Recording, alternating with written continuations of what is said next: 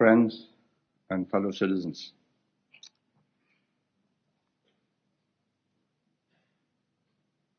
It's symbolic of the change in our lives and the speed of change that I find myself in the conference hall in air-conditioned comfort, which makes a great difference in the physical effort required. But of course, it also means I've lost a certain atmosphere. And the mood, the interaction between community center leaders, consultative committees, residence committees, the things they laugh at, the things they don't laugh at, they mean important matters of great moment. So when I had some laughter from the crowd because they thought it was funny that, and so I thought it was funny that the SBC trying to recreate old Singapore and rioters and so on hired a few rather well-dressed, well-fed people to pretend to be rioters. And they couldn't even muster the energy to be angry or to look angry. I thought, God, this is real change, perhaps for the better.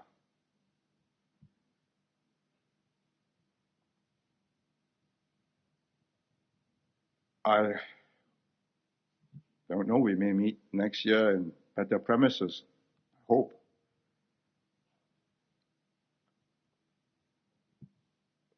10 years down the road, my successor will have a modern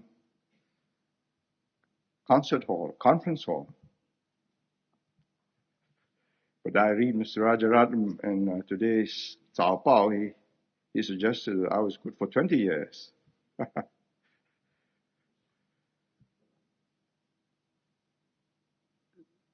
The nub of the problem is that we are not able to be problem solvers for very much longer. And therefore, we must get into place a system which will guarantee that it will continue, even if conditions become adverse, and even if the leaders are unable to have the same rapport, empathy, and can make them give that extra ounce, more energy, effort, sacrifice. Because that was what it called for before we got here. Of course, now we've got here, it all looks very easy. If you look at the reports of the various companies, you think, well, it should have been predicted a long time ago.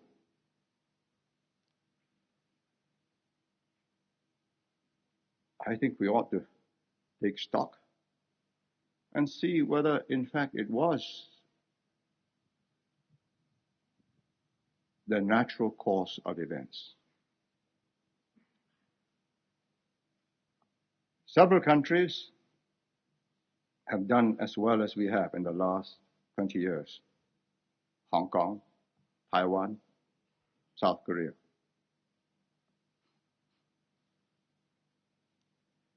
But we are different. The closest, greatest similarities, Hong Kong. It's a city-state.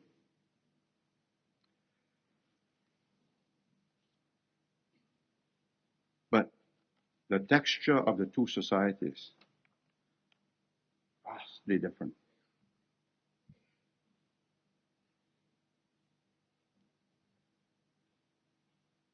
They never had the chance to develop their own separate identity. And the British government did not believe that they had the opportunity or the leeway to allow any social identity or separate cultural distinct society to emerge, which was what Singapore was when they were in charge. What have we done that's made it different? We emphasized all the common interests of everybody. And we awaken common responses. It's active nation building. It's a pretentious word, but I use it for want of nothing more suitable. We had to get a group of disparate, totally different, accidental co-citizens to feel that they got to make common cause. And it could have been very different. The Tamils in Jaffna and the Sinhalese in the rest of Ceylon have been living on the same island for 2,000 years. They're still at it. And it makes gruesome and terrible reading.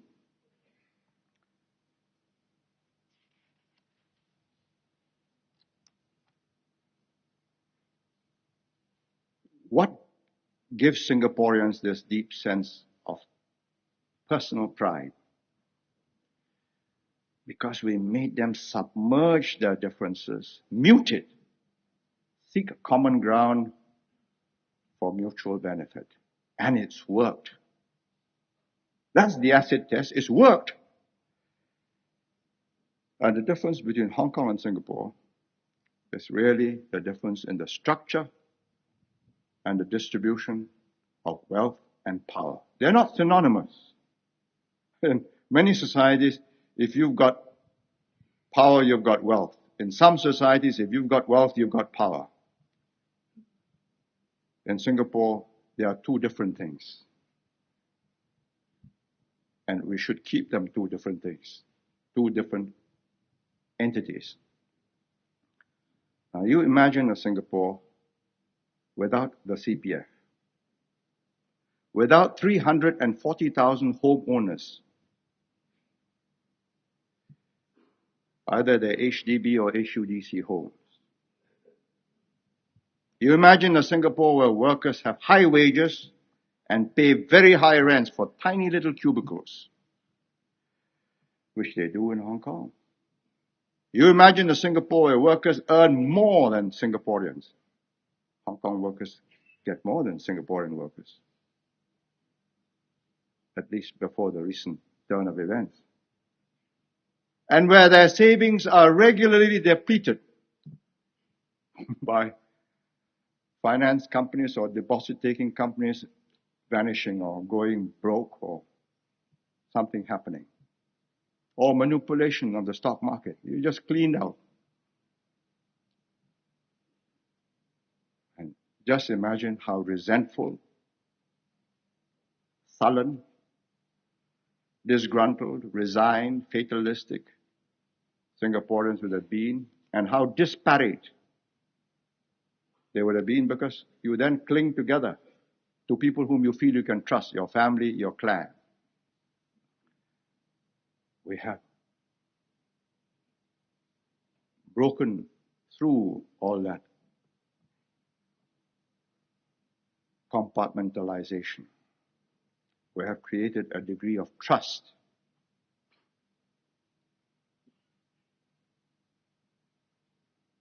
If I cast my mind back on National Day at the Padang, I was not It was important that the parade should go well, or somebody will have to answer for it, either the Minister of Defense or his Chief of Staff or whatever. But what was important, what I was looking for, was the mood of the parents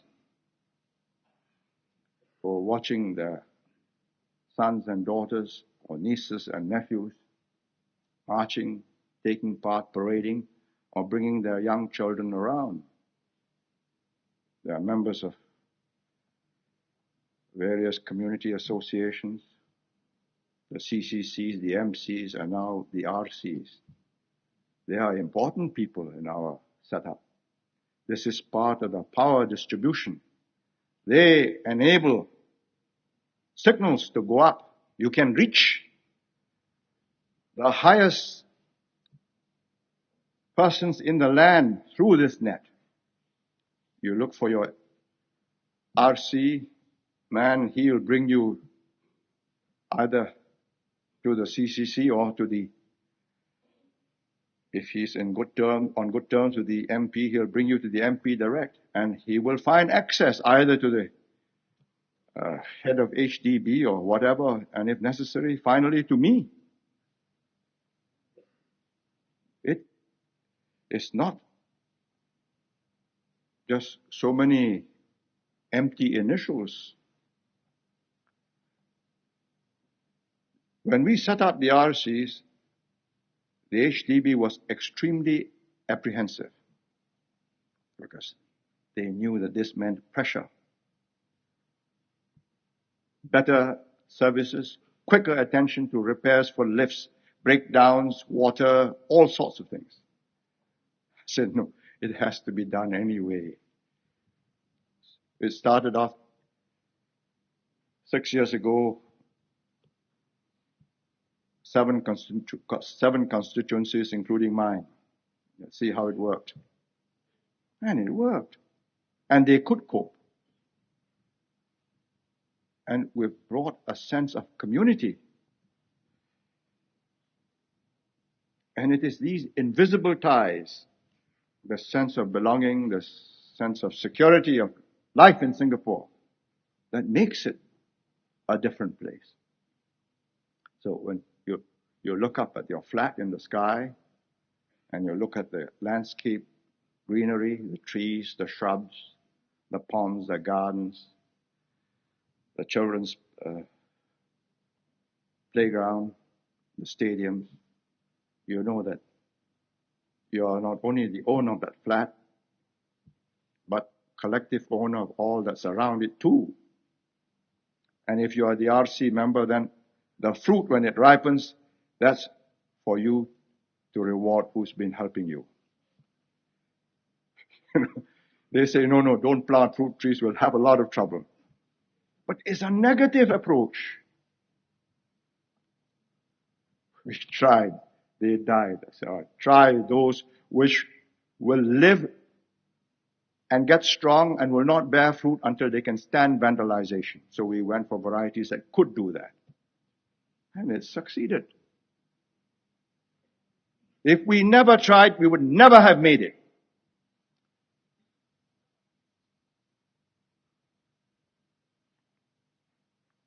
In 1964, I remember making a speech in Kampong Glam, Mr. Rajaratnam's constituency, just after a riot, a communal riot. I was really down in the dumps myself. And I painted this picture of rebuilding the old city. Because you got to give people hope. And that was Precinct South.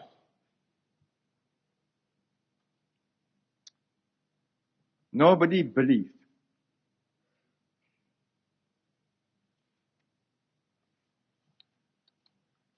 That what was just a gleam in a few people's eyes is now a reality. Now the snag is this. What do we do? Because the not only have we grown older, the younger generation starts off with a higher baseline and assumes that this is the natural order of things and they want to rise from here. And my response to that is, why not? Provided you're prepared to work. If you're prepared to give of your best, we'll reach out for the stars. Now, one quality, one factor, an intangible, that played a key part was rapport and trust. Rajaratnam, I read him in today's papers this morning and I said, well, he's putting the pressure on the younger voters and say, if you vote stupidly, that's your bad luck. I'd put it in a different way. They are young.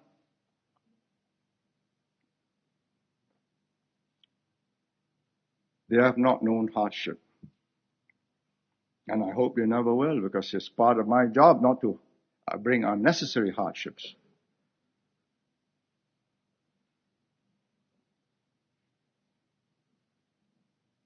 But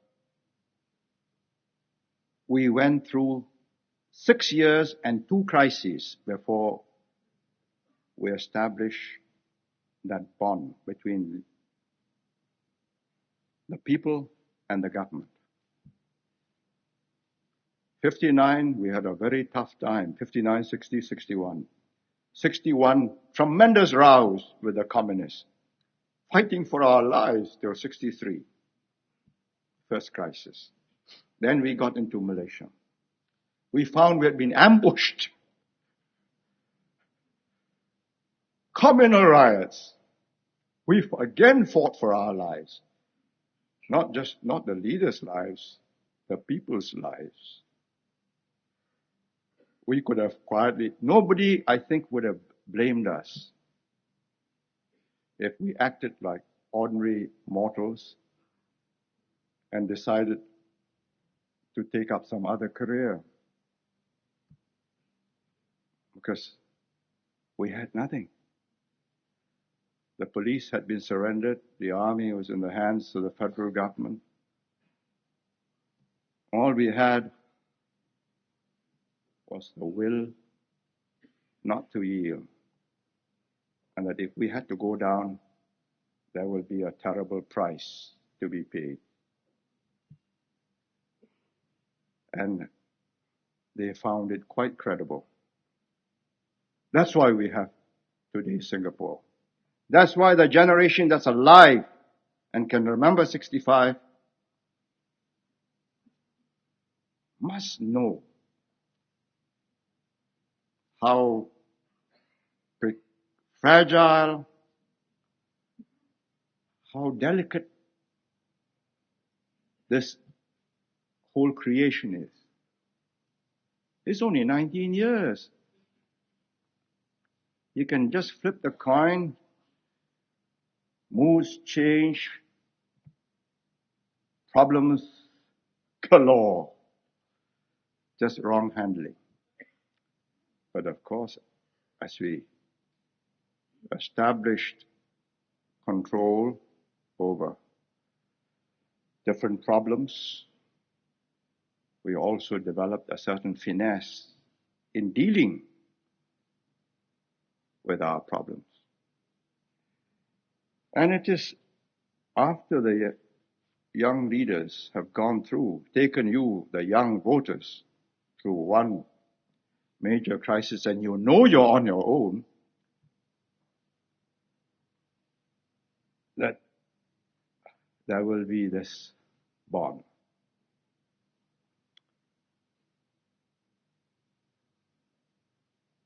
If not, well, it's very sad for everybody. I can only do our best, and you've got to do your best. And this is not fun and games. This is for keeps.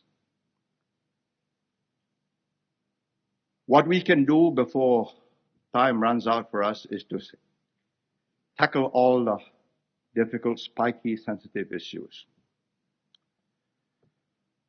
Nanyang University, it was going to die a slow, painful, torturous, pitiful death.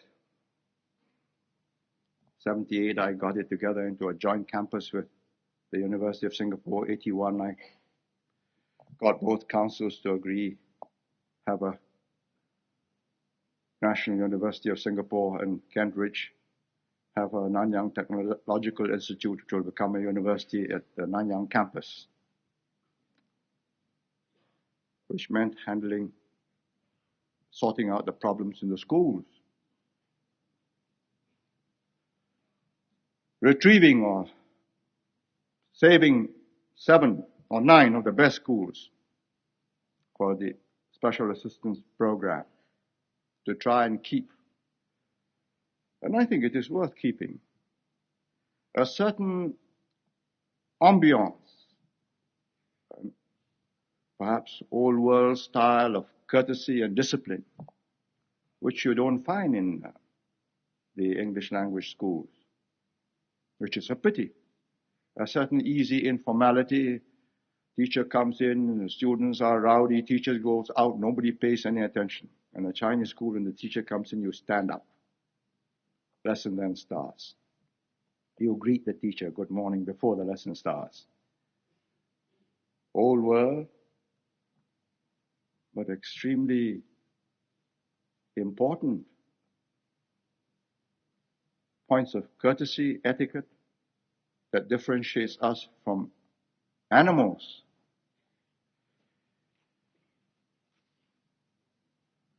Then recently, I could let Nanyang Xiangpao and Hsinchu Jitpao slug it out for a dwindling Chinese readership. It would have been a painful,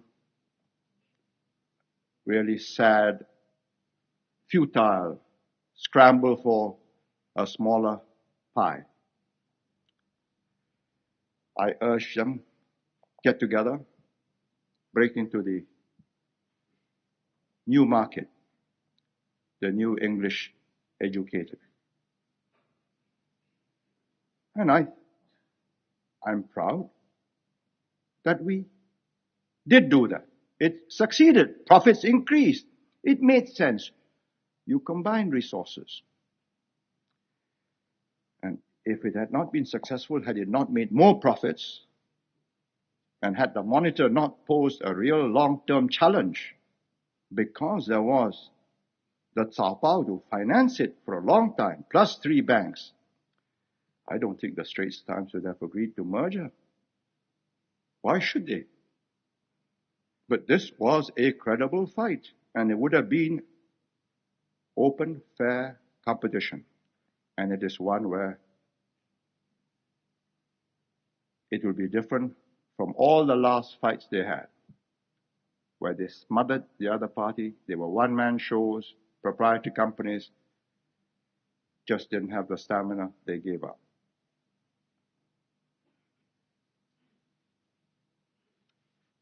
So all the spiky ones are the long-term ones. Of course, the most long-term and the most difficult to resolve are the large numbers of unmarried graduate women.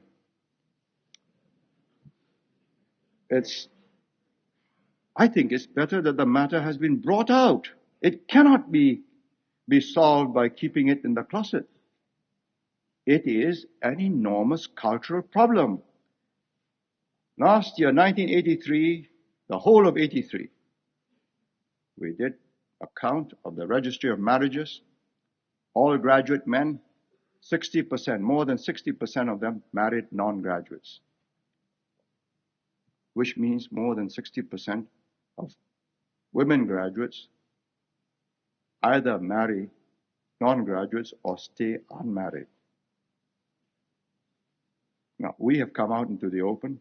It was of interest to me that our man in Peking sent a copy of their newspaper. They have also said this is an enormous problem. They've got hundreds of thousands of them. Same culture. Okay? The male wants to be the dominant partner in the household. So he is comfortable with someone whose educational and earning capacity does not make him feel uncomfortable. Well, let's mitigate this problem. We have to deal with it tactfully, discreetly, sensitively. But whatever it is, it's however partial the solutions, it just cannot be let to drift. It is wrong. And for us to have kept quiet about it, having been alerted through the census figures, would have been cowardly.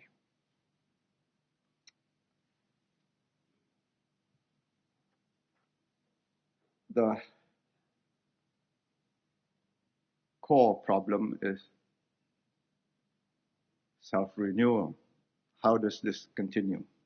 Well, we've talent scouted, we've recruited, we've tested, and literally put them through very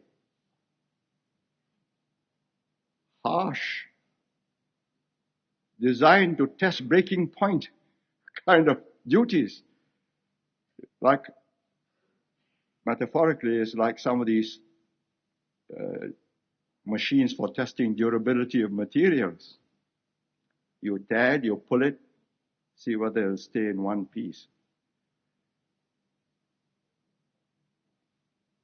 And those whom we have found are not only able, but also the best. And by the best, we mean not only honest and unselfish, but willing to and can relate to people, which is a very difficult attribute. You either have it or you don't have it. Specific policies will have to change with changing circumstances. They are not cast in concrete. And we cannot be confined by any dogmas or ideology. But our objective must be constant. The highest good to the most people. And if this leadership maintains and improves on this network of grassroots organizations, then they can galvanize the aspirations of the people who vote for them, and they can generate that sense or keep giving that impulse of common endeavor and a common destiny, because that's what we have. And it's because the Tamils in Jaffna and the Sinhalese in the rest of Ceylon just don't accept that that's one island and they have to live together. They have brought travail, misery, untold suffering. I would be less than frank if I said that all this change was smooth and plain sailing. It's not. There have been differences of views within the PAP leadership on the pace and the method of self-renewal. Some believe that the pace was and is too fast, that it could generate anxiety and uncertainty among some of the old guard MPs. Well, some preferred more recruitment of talent through PAP branches, promoting the activists and the loyalists. Unfortunately, we've tried this for years and years, with such meager results. Now, some propose that we create conditions under which we can appeal to the idealism of youth. The same idealism which moved the older generation in the 1940s and the 1950s. How? How do we recreate the Japanese war, the Japanese occupation, the struggle for independence, the fight against the communists, the fight against the communalists?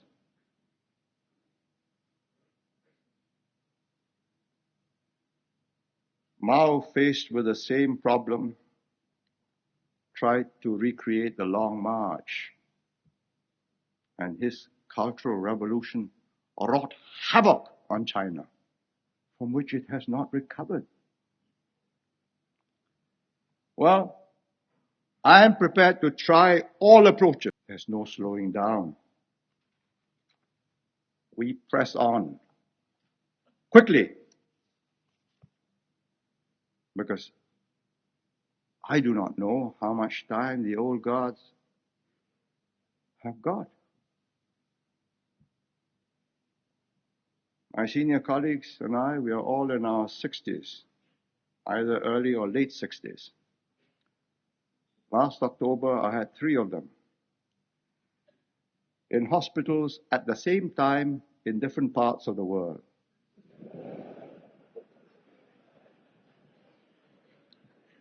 Rajaratnam was at the UN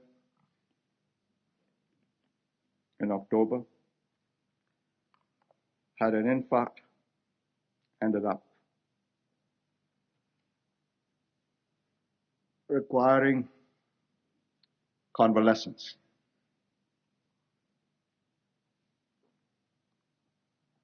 Whilst he was in New York, Dr. Go went in for some treatment at SGH. Whilst he was there, Hon Sui Sen had an infarct, and so I visited 2 patients at one time and had reports on a 3rd patient in New York. Hon Sui Sen died after having lunch and a chat with Dr. Go. Having recovered, doctor released him from intensive care.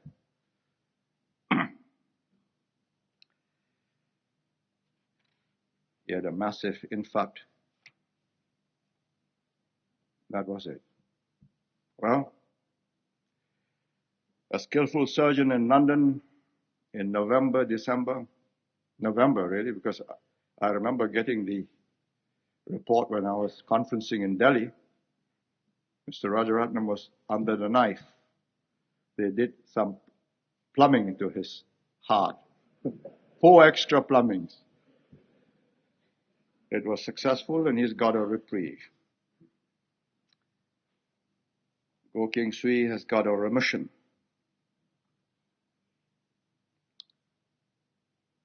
In November, I got a fright. Last day of the conference, my doctor told me, let's go home. I started bleeding. So I said, no, what is it? I said, I don't know. I've been operated for piles. So I looked at it, said, let's go home. I said, why? Why not check up here? They must have instruments. I said, I have discussed all these possibilities before we left Singapore, and I've got introductions to all the people here from our doctors in Singapore who are friends of these Indian doctors. And they say anything requiring possible blood transfusions and other things, and in your case, I'm not going to take a chance we catch the first aircraft home. What could it be? He didn't tell me, but What else can it be? So a plane was diverted. Bahrain, Singapore, it went Bahrain, Delhi, and within 8 hours, from the time it took place, we were in Singapore. From the time we telephoned Singapore, which was very good work on the part of SIA, and I owe them a tribute for inconveniencing the passengers. But it also was an amber light.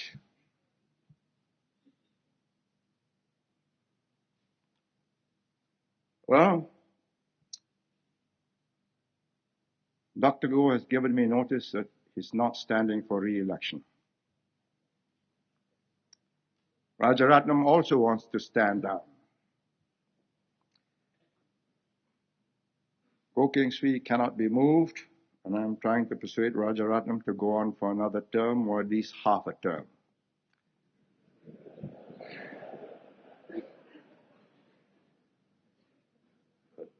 The practice of big American corporations is for the chief executive officer to step down at 65. I believe this is based on sound medical reasons, because the chief executive officer has to ensure a smooth succession to secure the continuing progress of the enterprise. And I have a duty to do the same for Singapore. But even with the old guard in charge, this is because we are a city-state. We are smaller than Hong Kong. We are less than half its population. They've got 5.5 million, we've got 2.5. And we've got just about half its area. And Hong Kong doesn't have to worry about foreign affairs and defense. The British look after it for them. And come 1997, I suppose, it'll be as well looked after by the Chinese. Even better, there'll be no threats at all from anybody. But ask yourself this question. And the answer that, if you know the answer to this, then you know what to do and what not to do. How is that this little island, 600 square kilometers, 2.5 million people, can give jobs to all its citizens, to everyone who wants a job, over 1 million of them, trying to induce the old to come back, trying to get the married to come back for part-time work, and gives jobs to more than 150,000 work permit holders. Over 10% of our workforce. More than 10%. How? All this huge subcontinent of India, Bangladesh, Ceylon is 30,000 square miles. I haven't gone metric yet. But there's so many multiples of 200 square miles that you just don't worry about it. You want a Sri Lankan? No problem at all.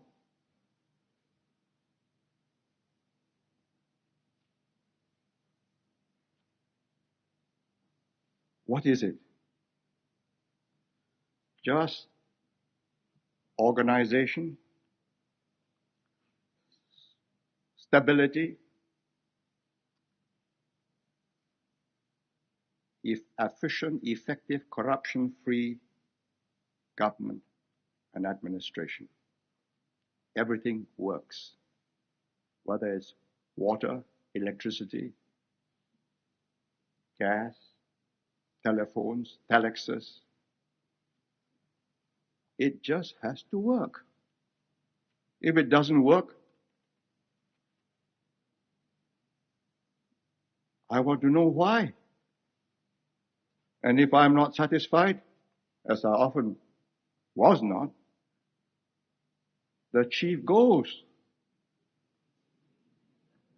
And I have to find another chief. Firing a chief is very simple.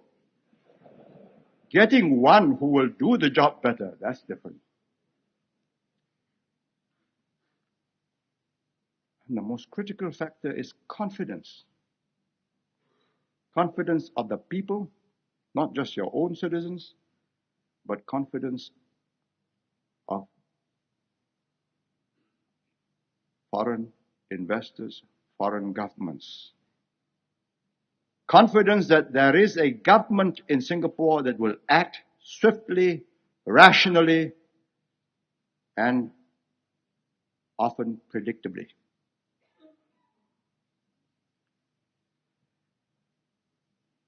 I think there is a group of men who understand that and can do that, and you can predict what they're going to do.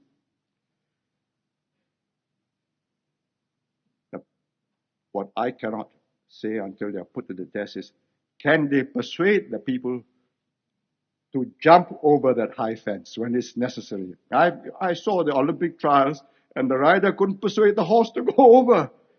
So he went over the top all by himself.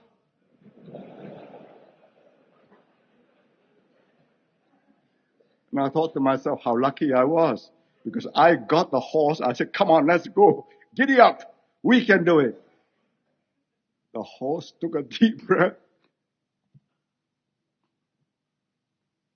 Over the top.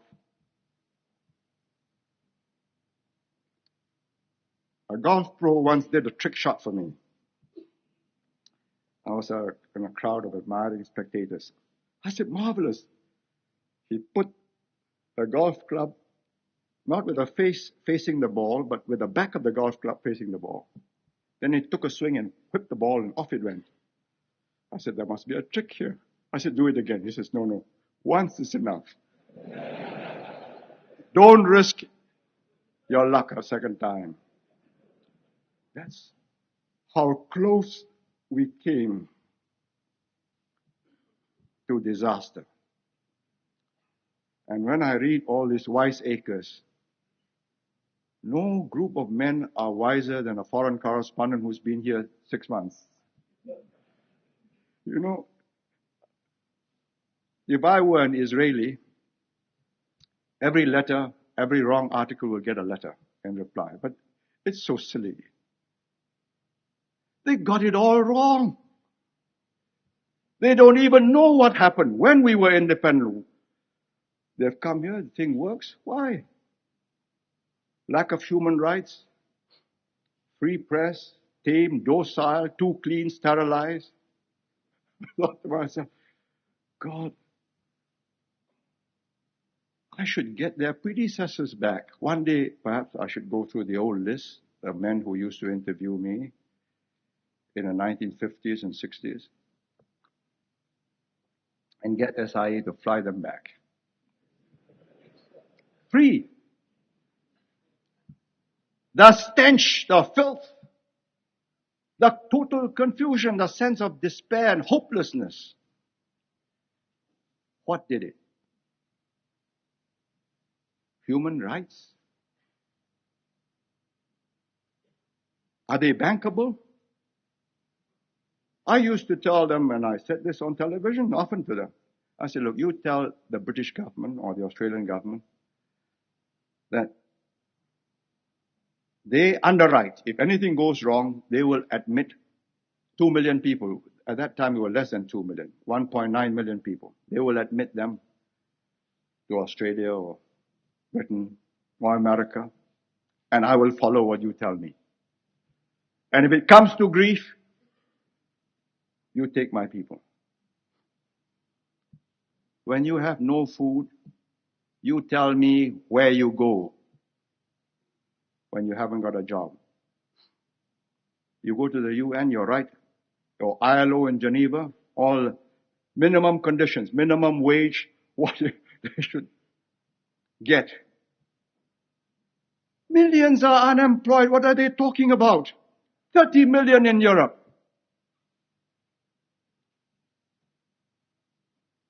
You will turn up at the ILO office and they will give you a job. When you are hungry, you will go to the FAO.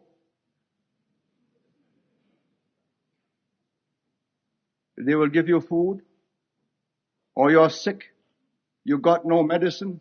You go to WHO. Is it bankable? This is the only bank you have, the Singapore government. And if we don't do it right, your checks won't be honored. One flip of the coin and it goes sour and we have 20% unemployment. What do you do?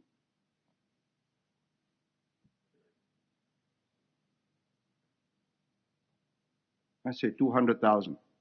And it has happened, you know. I dug up the figures from the annual reports. 1929, 1933, the Depression years.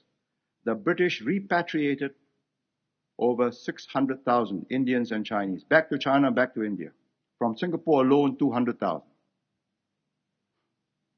Where are we going to repatriate our Chinese and our Indians and our Malays to? You're going to send them back to India and to China and to Malaysia or Indonesia? You're going to do this? Where do you queue up for your work permit? You know how they come here to get a job? They get cheated, robbed.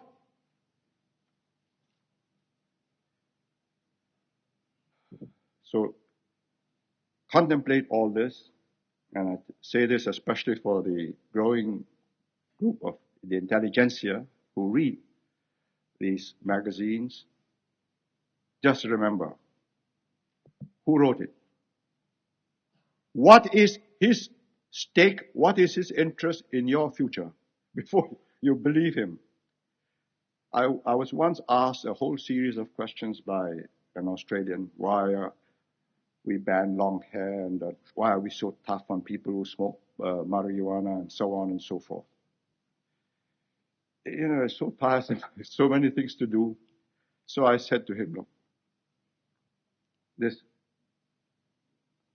let's assume that I'm only 3/4. It's a presumptuous, but let's assume that I'm only 3/4 as bright as you are. But I spend 20 hours of the day puzzling over this problem. You have only spent less than 20 minutes to think up all these questions. You think you know more about this and what's going to happen if I listen to you, or that in fact I have thought my problem through? They can't solve the heroin problem in Britain. The Lord Chief Justice says it's now gone rampant. I was doing my aerobics on my rowing machine and I had BBC on and they quoted Lord Chief Justice Lane. And he was very vivid. He says, there's no need to rob a bank. There's no need to take that risk. All you got to do is to sell heroin to the kids and they will rob their parents. There's no need to rob the banks. You run a serious risk. When we were faced with this problem, I said, look, either they hang or you'll never stop. And they didn't believe that we would hang them. We had to hang 4 before a dramatic drop. But you know, Amnesty International and all this human rights, they say, hanging is wrong. I say, look, if you believe them, when your child is, or your teenage son is a victim, look for them. See what remedy they have for you.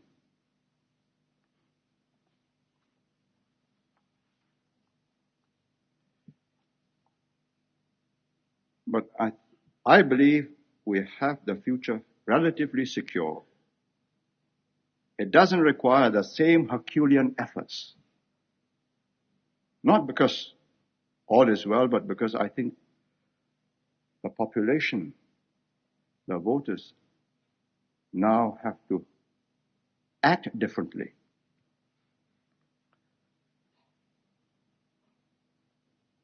We knew that we could not maintain stability and progress just by sheer force of will and powers of persuasion. So early on,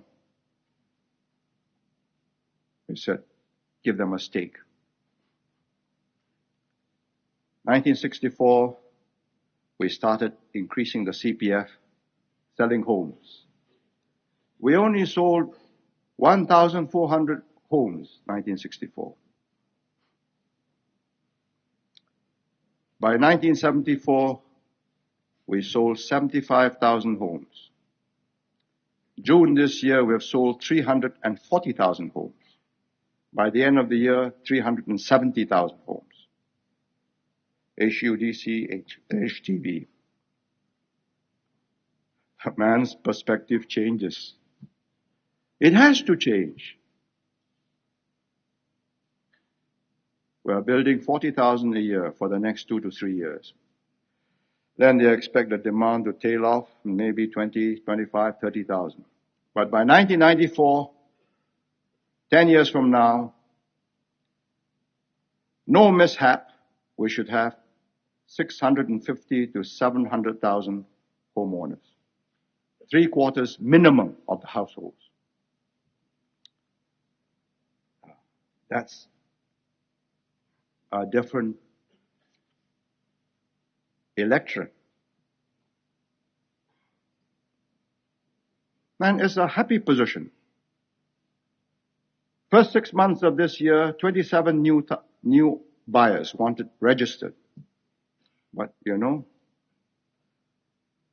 23% of them are already homeowners buying a bigger flat.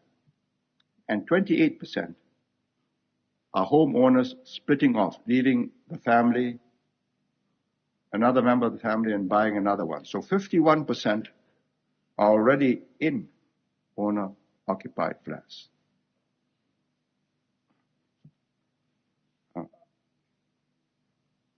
Why do we do this? Simple. There is a quality about property which is unique. It is immovable. When I studied law, both in Roman law and in British law and almost all legal systems, you classify property and goods into 2 categories, movables, immovables. Then, of course, you can argue about whether the tap, because it's been screwed in, is a movable, or whether the wash basin which has been cemented in or the tile is a movable or an immovable. But definitely you can't dig up the foundation unless it's a caravan. The value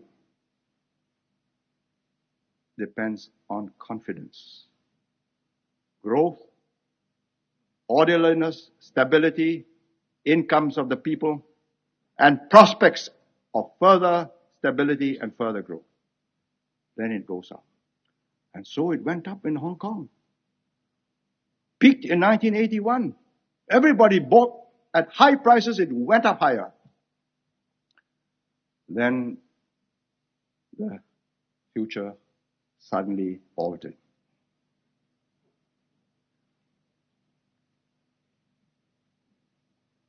I ask you, those of you who are homeowners and those of you who want to be homeowners, and we are encouraging all of you. And that's a reason when we say, yes, you can use your CPF, buy a home.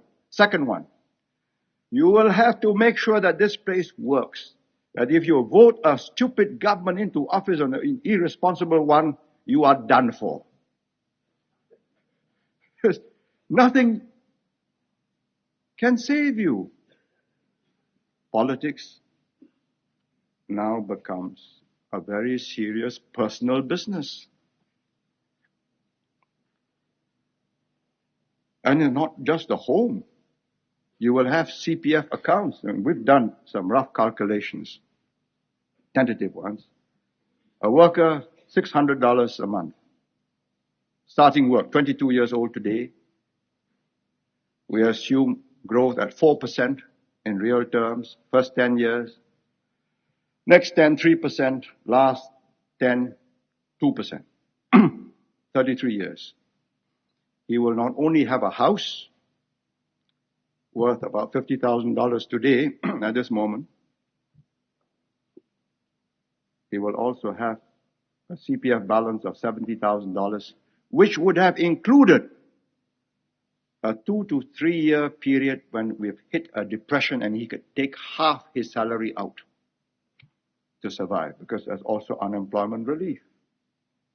You may think that this is an overcautious government, but you know there are theories about trade cycles. That's a theory called the Kondratiev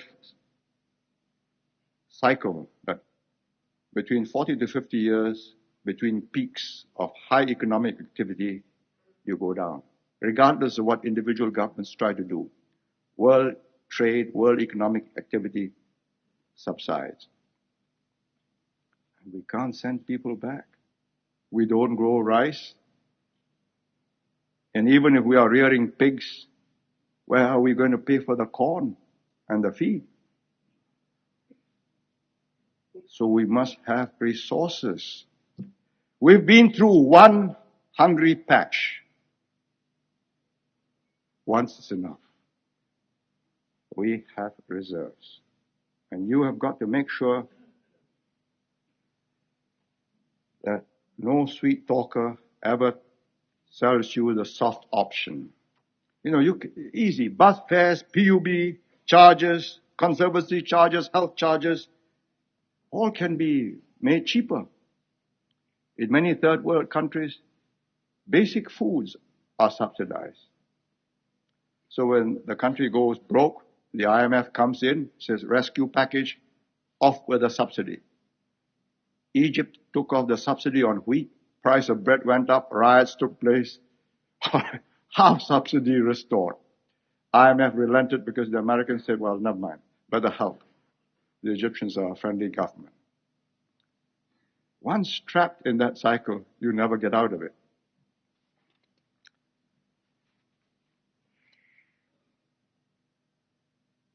And I think we were right in having MediSave.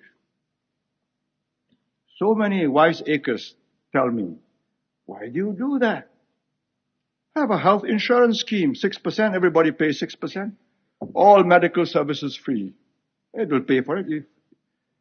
After all, in Germany, they only pay 8%. Does it work? Health insurance is a bottomless pit. It's been found to be a disaster in America, in Europe. Why do we want to try it? Now, even in Japan, for the aged, they say, never mind what was agreed, the 10% of every hospital bill and charge you will pay. Tremendous howl of pain. But don't waste. Unless you're prepared to pay 10%, don't see the doctor. And that makes sense. Which means, of course, that you've got to protect our reserves. And Ong Ting Chung visited my constituency in April. This question arose, what will happen to my CPF when I'm 55, what will it be worth? So he said, it depends upon what kind of government you will vote in. I said, yes, that's right. But I thought, no, this will not do. We better inform them of their responsibility and of our responsibility. Because as the Constitution now stands, if there is a freak election result and a coalition forms the government, all the reserves are available. The larder is wide open. You can raid it. 25 years work. Savings. You can go on a spending spree for 5 years, and then we are another broken back country. So we've thought out some blocking mechanisms so that no government can spend previously built up reserves. You build up the reserve, you spend it. You promise free buses, right? Raise the taxes. But you're not spending what we have saved of of Singaporeans' wealth. And I think we should have a president with a moral authority to block it. The thing has to be thought out very carefully because there's bound to be a row when the president says no to a newly elected prime minister. Flush with victory, he wants to fulfill his election promises. You see them, you read of them all the time when they change governments. They have made bids they got to fulfill. The latest one, non-nuclear, New Zealand. So some time must elapse. Something must be done to untangle this. How do we do this? I think the president has to be elected by the people, direct vote, not in parliament. So he also has moral authority. Preferably, he should be an ex-minister with understanding of how governments and budgets are run. And there could be a committee too, so that he will have the backing of a special presidential committee for the preservation of reserves. And if the two of them agree, then the government of the day is blocked. But, there is no way in which you can protect fools from being parted with their money. And given a good silver-tongued politician, the same blocking mechanism which we put into place, he can unlock. He can present it in such a way that you are being robbed of your CPF. You only paid 6.5%. You know what a finance company pays you, and so on and so forth. I will give you back, and so on. And before you know it, it says, yes, that's right. Vote, change the Constitution.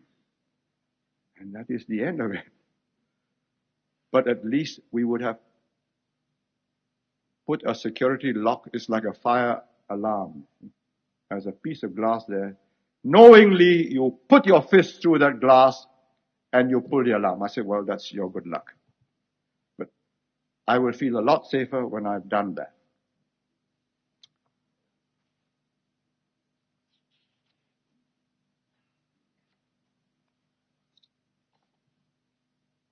In short, the politics that we will have, I hope, and will continue to have in Singapore is no longer the politics of poverty, of despair, but a politics of progress and of hope. Not the politics of squatters, but the politics of owners. And there's a vast difference between the thinking, the attitude, the philosophy of life, and the expectations of people and what they do when they are squatters, what they do when they are owners. In the 1950s, if there's a riot, well, the crowd joined in. Why not? I'm poor, I'm hungry.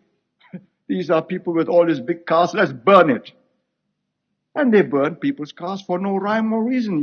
Your car was just handy around, break the glass, turn it over, toss a match, off goes the petrol tank. And if you're not covered for riots and civil commotion for your car, your insurance, well, that's just bad luck. I saw something in 1969 which cheered me no end, and I decided, no, we will up the stakes. We had riots in 69, a spillover of the riots in Malaysia. And with my own eyes, I saw them going down to the void deck ground floor and carry up their motorcycles. I thought, oh, he's not insured, he knows it. At the end of his motorcycle, somebody tosses a match. So it's not a bicycle. I said, yes. Why not give him a house quickly? Supposing in Colombo, they all had houses. 70%, 80%.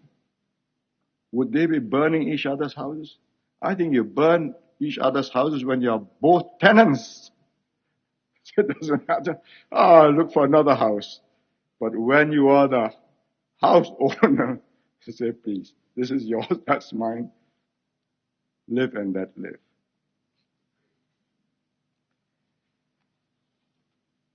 And it is this which will be the